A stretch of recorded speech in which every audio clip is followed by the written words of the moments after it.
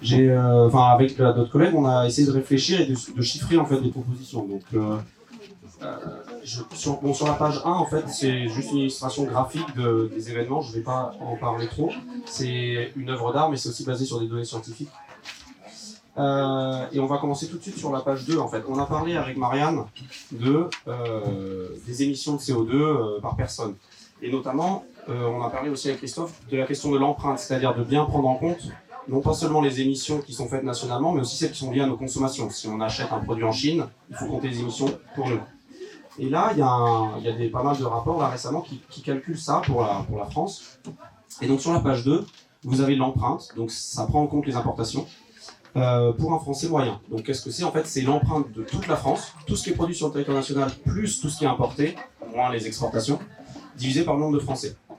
Et en fait, on peut associer ça à des postes, par exemple, et à des secteurs, en fait. Donc là, dans le graphe, chaque barre, en fait, donne la quantité de CO2 qui est émise par différents secteurs. Vous avez un secteur déplacement, nourriture, logement, achat, et puis un secteur service public. Et en fait, vous pouvez avoir une estimation de combien de kilos ou de tonnes de CO2 sont émises par différents postes. Donc en moyenne, par exemple, en France, la voiture, c'est 20% des émissions totales. Donc un cinquième, c'est énorme. Et donc c'est 2 tonnes par personne en moyenne. L'avion, c'est 4%. Donc 0,4 tonnes. Ensuite, on a un petit peu d'autres transports. Puis on a beaucoup de choses liées à l'alimentation, avec notamment la viande, 1 tonne, c'est 10%. Les boissons, les autres produits animaux, et puis ensuite arrivent très loin les fruits, les légumes, 0,2 tonnes. Si on somme tout ça, ça fait 10 tonnes, ça a été mentionné par Marianne, 10 tonnes, alors que l'objectif de neutralité carbone pour rester sous les 1,5 ou 2 degrés, il faudrait être à 2 tonnes en 2050. Et le point important là, que je veux rappeler sur ce graphe, avant qu'on discute de comment réduire ça, c'est que ça prend en compte tous les secteurs, et que vous voyez, en fait, c'est assez distribué. Il n'y a pas une solution miracle, on ne va pas juste changer l'agriculture et ça sera réglé. Même si on supprimait tout le CO2 associé à toutes les postes de l'agriculture, on serait quand même à 8 tonnes, à peu près. Si on enlevait tous les transports en gardant les autres, on serait à 7 tonnes et quelques. Donc on serait toujours bien au-dessus. Donc il va falloir faire des efforts. Après, comment? Alors, sur la page 3, vous avez un rappel de ce qu'on a dit tout à l'heure, donc je ne vais pas trop, ça ressemble au graphique que vous a montré Christophe. Donc c'est un rappel important quand on fait les confs en séparé, mais là je vais aller très vite. C'est juste pour dire que voilà, vous avez les émissions dans le temps qui n'ont fait que augmenter, c'est les émissions mondiales de gaz à effet de serre. Donc on est à plus de 40 milliards de tonnes par an, là, en haut de la courbe. Et en fait, pour arriver à un seuil en dessous qui permet de rester sous les 1,5 degrés, il faut descendre très rapidement. Donc c'est à peu près 5 à 10% de baisse mondiale par an. Et juste pour dire qu'il faut vraiment faire maintenant. C'est ça le message clé, il a déjà dit Christophe. On ne peut pas attendre 10 ans ou 20 ans pour commencer. On ne peut pas éduquer les générations futures pour qu'elles le fassent pour nous. Parce que si on attend quelques années, en fait, la descente sera vraiment impossible. On sera sûr de dépasser les 2 degrés, voire plus. Donc, nous, on a pris des propositions. La plupart ne viennent pas de nous personnellement. Elles sont discutées dans d'autres rapports. Elles sont proposées par des associations, par des groupements d'experts ou citoyens. Ce qu'on a essayé, c'est de les chiffrer au premier rang pour qu'on puisse un peu les discuter. Et puis, on parlera un petit peu de comment est-ce qu'on peut les faire avancer, en fait, aussi. J'espère. Donc, un dernier point, c'est que là, on n'a parlé que du climat. On a une autre conférence sur les autres limites planétaires. Et ce qu'on veut rappeler ici, c'est que là, les solutions qu'on adopte ici, justement, elles sont plutôt basées sur la réorganisation de nos besoins. Et une réorganisation des usages, en gros, de la sobriété. Et l'important dans ça, c'est que ça permet d'être sûr que ça va aussi diminuer les autres impacts écologiques. J'en ai listé quelques-uns. C'est les pollutions de l'eau, pollution de l'air. L'épuisement des métaux, qui est quelque chose de fondamental. Si on voulait juste dire on va consommer autant d'énergie, mais tout électrique, c'est-à-dire en gros électrifier toutes les voitures, les avions, etc., c'est en fait des quantités il faudrait investir et extraire en fait des quantités de métaux invraisemblables. Donc c'est vraiment très difficile à croire qu'on va pouvoir faire ça en fait. Et puis la disparition de la biodiversité. Voilà, l'activité humaine, partout, les développements, les pollutions, ça détruit la biodiversité, que le climat change ou pas. Et ça peut avoir des conséquences terribles aussi pour nos sociétés. Donc, alors, des propositions. Donc sur la page 4, on a commencé à partir d'un rapport qui essayait d'évaluer en fait des actes simples qu'on appelle des actes de sobriété individuelle. Donc il y a des gens qui posaient la question tout à l'heure, bon moi, qu'est-ce que je peux faire? Alors on va commencer, avant de parler des actions politiques, on peut dire, alors si on fait des choses par nous-mêmes, quel est l'effet? Donc, et je rappelle, il y a le petit cadre en haut à droite, là, l'objectif c'est de baisser de 80%. Et là, on a différents secteurs qui ont été évalués. à partir du bilan un peu total que je vous ai montré au début. Secteur de l'alimentation en jaune, de la mobilité en bleu, des achats, on va dire, en vert, et puis du logement en bleu clair. Donc, la première chose que vous voyez tout à gauche, c'est que une des choses les plus simples qu'on peut faire et les plus impactantes, entre guillemets, pour réduire le CO2, c'est d'arrêter de manger de la viande. Je vous l'ai dit tout à l'heure, juste la viande en France, c'est 20% du CO2 de toute la France, en comptant les importations. Donc là, si tous les Français devenaient végétariens, 20%, excusez-moi, 10%. Donc si tous les Français devenaient végétariens, on gagnerait 10%.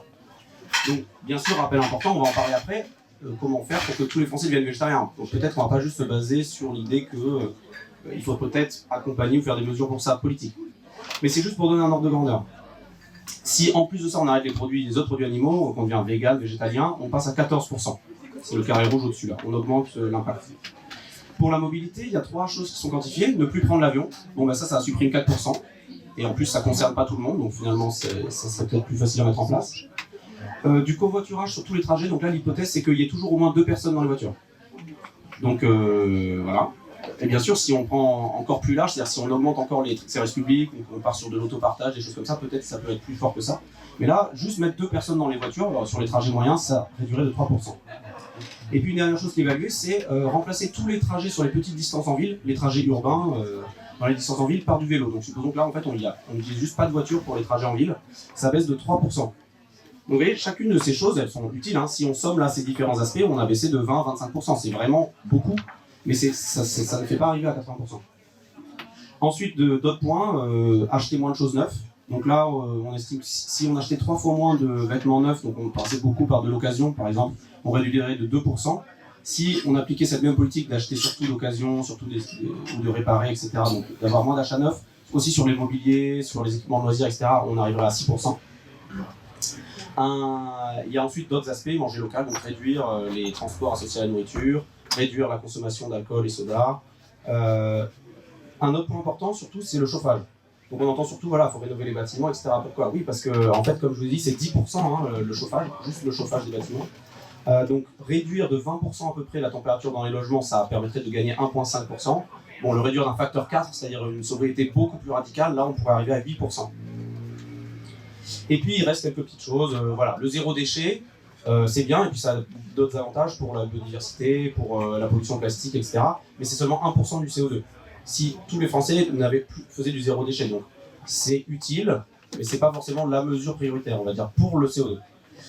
Dernière chose aussi, parce qu'on n'a pas parlé du greenwashing, mais il y a la question de il faut bien éteindre la lumière, c'est important, c'est les éco-gestes. Si tous les logements étaient équipés en LED, si en gros on supprimait la consommation d'électricité associée aux ampoules, parce que les LED en gros ça consomme 10 à je sais pas combien de fois moins, en fait on gagnerait que 0,1%. Donc voilà, il faut quand même avoir des priorités en tête. C'est pas en éteignant la lumière qu'on va changer quelque chose. Ça veut pas dire que je vous dis tous de laisser toutes vos écrans allumés toute la journée, mais il va falloir se mobiliser pour des choses plus fortes que ça. Donc les 2 points à se rappeler pour ça, c'est que si on fait de la sobriété un peu à tous les niveaux, et que beaucoup de gens s'y mettent, parce que il y a tout le monde, mais disons si même 80, si les 3/4 des gens s'y mettaient, on aurait quand même une baisse assez significative potentiellement de 30%, et jusqu'à 45% si on était vraiment radical. Mais ça pose la question de comment est-ce que les gens vont avoir ce genre de comportement, et puis en plus 45% c'est que la moitié de ce qu'il faut faire. Alors ça suffit, parce que ça peut être, ce qui est bien avec les actes de sobriété, ça peut être fait assez rapidement, ça ne demande pas de changer l'infrastructure. On n'a pas besoin de reconstruire les usines différemment, etc. Donc ça peut permettre d'atteindre facilement l'objectif de 2030. Dans 10 ans, il faudrait avoir baissé de 40% à peu près. Donc ça fait juste la sobriété individuelle en fait, ça pourrait permettre ça. C'est pour ça que quand on disait tout à l'heure, on n'est pas encore complètement foutu, mais il faut vraiment qu'il y ait des choses qui se passent. Alors, on va passer sur les autres choses. L'autre chose, c'est que tout ce raisonnement il est basé sur la moyenne. Donc là, en fait, c'est ça. Par exemple, notamment pour l'avion, c'est très clair. De dire plus personne prend l'avion, pour certaines personnes, ça ne veut rien dire parce qu'elles prennent jamais l'avion. Donc eux, ça ne va pas leur baisser leur bilan CO2. Et voilà, pour d'autres, par contre, ils prennent beaucoup de fois par an. Vous avez vu l'exemple des millionnaires tout à l'heure. Donc, évidemment, en fait, il faut aussi prendre en compte les inégalités de richesse et de CO2. Alors, je ne vais pas redétailler ce graphe, c'est ce qui a été montré tout à l'heure par Mariam. Mais en gros, voilà, en France, les riches, les 10% les plus riches, au-dessus de 2 900 € après impôt, ils sont à 25 tonnes. Donc, ils polluent 5 fois plus que la moitié des Français les moins riches. Et donc, ils sont très au-dessus de l'objectif des 2 tonnes. Donc il faut aussi réfléchir à des mesures qui seront nécessairement politiques. On ne va pas s'attendre à ce que la sobriété vienne magiquement dans la tête des gens qui ont l'habitude de porter cette consommation ostentatoire. Donc il faut des décisions politiques pour aussi réduire les inégalités et donc réduire les excès, on va dire, de CO2 associés à la richesse. Alors quelques propositions, hein, on pourra les détailler dans les questions. Là, bien sûr, la suite des propositions sont de plus en plus dures à chiffrer, on va dire, mais rien qu'un calcul simple, ça montre que si on ramenait les 10% les plus riches à la moyenne, donc à 9 tonnes à peu près là, rien que ça, c'est-à-dire par un système de quota carbone par exemple, où il y a d'autres systèmes qui sont évoqués, ou par des systèmes qui limitent les revenus, qui limitent les patrimoines, donc limiter les écarts de salaire, rétablir une ISF et une ISF climatique, taxer les héritages de grande ampleur, etc. Il y a plein d'options, hein, on peut en discuter. Ça réduirait de 18% l'empreinte nationale. Donc juste faire un effort d'égalité, c'est plus d'efforts que si tout le monde fait du vélo en ville, tout le monde devient végétarien et le covoiturage, enfin tout le monde passe à 2 personnes covoiturage. Ça donne un ordre de grandeur, c'est vraiment massif en fait. Et donc voilà, il y a plein de manières de faire ça, on pourra en discuter après. Là on a mis quelques autres choses, il y a aussi des questions, par exemple, on peut repenser la façon dont on utilise nos énergies qui peuvent être à la fois plus justes et probablement, je dis probablement, c'est dur de faire un calcul exact, mais moins émetteurs. Par exemple, pour l'énergie, on pourrait instaurer un quota de gratuité de l'eau, de l'électricité, du gaz, dans un volume raisonnable, qui est relativement faible par personne et qui peut diminuer chaque année pour aussi inciter les gens à progressivement remplacer le gaz par de l'électrique, par exemple. Mais après ce quota, par contre, les tarifs sont extrêmement progressifs. Donc le prix augmente de plus en plus à chaque mètre cube utilisé ou à chaque kilowatt utilisé. Ce qui fait qu'en fait, les personnes qui consomment énormément de gaz, d'électricité ou d'eau vont avoir une facture qui va exploser. Alors que par contre, les gens qui sont assez modestes ou un petit logement, qui consomment déjà assez peu, en fait, ils vont ne plus payer l'énergie. Donc jusqu'à un certain quota. Donc ça peut être aussi des pistes. Il y a aussi tout un tas de secteurs sur lesquels on n'a pas vraiment accès en tant que citoyen. On peut choisir de ne pas manger de viande ou de faire du vélo. On ne peut pas vraiment influencer comment l'industrie fonctionne en France. Donc là, il faut aussi des décisions politiques sur des secteurs en fait, industriels ou des pratiques collectives. Donc là, c'est la slide, la planche 7. Donc quelques points clés. Par exemple, l'industrie, j'ai ramené un petit graphique là, du Haut Conseil pour le climat. L'industrie, c'est 84 millions de tonnes, donc c'est à peu près 13% de l'empreinte, donc c'est presque 15%. Et c'est principalement, presque les 3/4, la chimie, les matériaux de construction, notamment le béton, et la métallurgie. Et donc tout ça, en fait, c'est principalement, beaucoup de cette industrie, elle est liée à la construction, in fine, on va dire.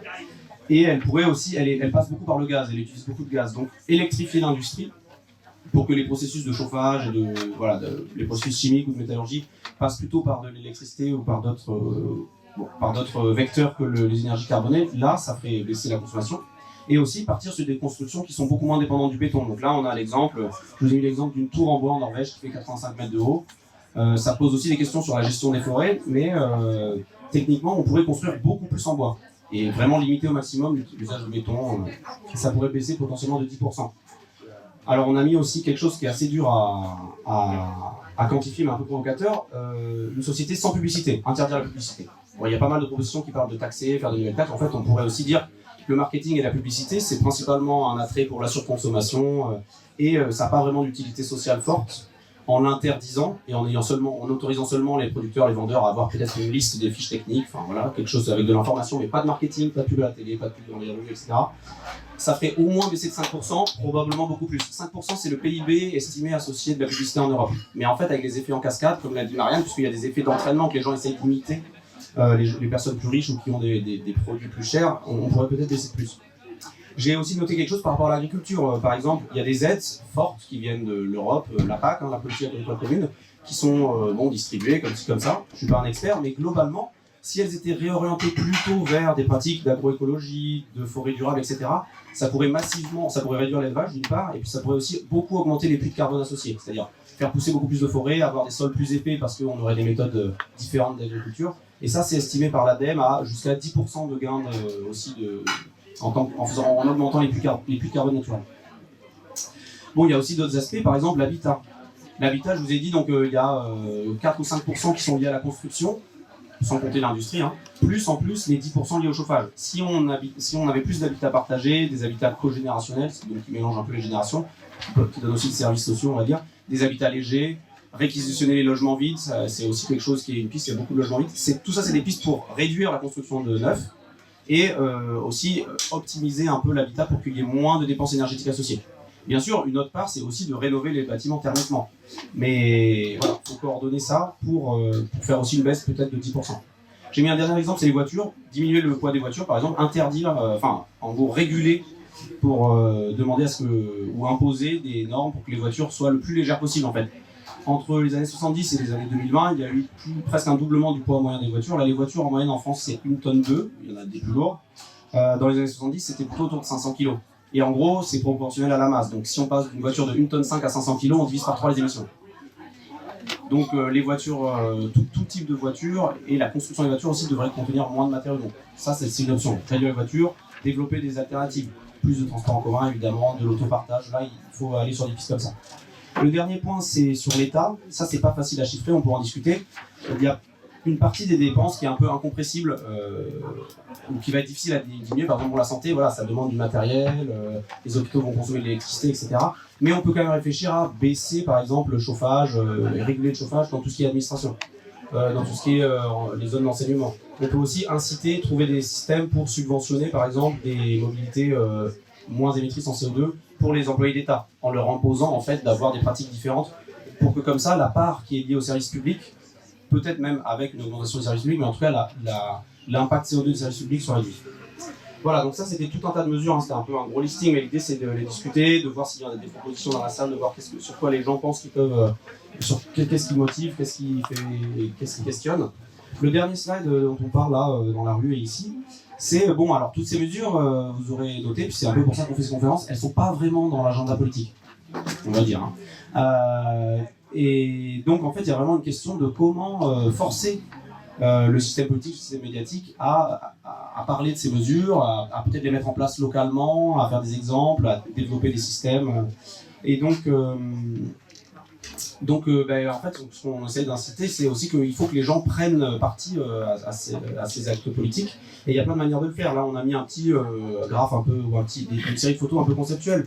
On peut faire des actions qui visent à changer les acteurs ou à changer les règles, changer les lois. On peut faire des acteurs qui sont plutôt dans le système, plutôt légal, plutôt classique, là, informés, influencés par des manifestations, à travers des associations, ou alors aller vers les partis politiques, essayer de faire des listes citoyennes, voilà, dynamiser un peu les partis politiques et essayer de les faire basculer vers des choses plus cohérentes avec l'écologie et vers une réorganisation un peu radicale de la société. Et bien sûr, très probablement, on a vraiment besoin, on est vraiment en manque aussi d'actions qui sont plus hors du système. S'implanter, construire des alternatives, développer des circuits qui sont, par exemple, les AMAP, c'est un assez bon exemple, les habitats collectifs, les habitats partagés, pour mettre des choses en commun, montrer des exemples et peut-être expérimenter aussi des choses qui pourraient après s'étendre à plus large échelle. Et puis la désobéissance résistante, bon, j'ai mis une photo d'une ZAD là, près de Paris, donc. Et c'est important de rappeler quand même qu'il y a un certain nombre de choses qui vont dans le mauvais sens, hein, on en est bien conscient, et qui sont désapprouvées par tous les militants, ou disons même les scientifiques, là, les gens du Haut Conseil pour le climat, ils disent qu'il ne faudrait pas étendre, ou il ne faudrait pas reconstruire des autoroutes ou des aéroports. On a besoin de faire baisser le trafic autoroutier, on a besoin de faire baisser le trafic aérien. Donc des fois, s'engager dans des actes qui cherchent à résister, même si ce n'est pas légal, ça va être légitime. Et donc on peut dire merci aux gens qui sont engagés là-dedans. Donc voilà, je vais laisser la place un peu aux questions plus générales, donc sur cette conférence, mais aussi sur les autres, hein, on peut éclaircir et on peut discuter. On va voir, je ne sais pas comment vous voulez fonctionner, mais en tout cas, merci beaucoup. On va prendre des questions.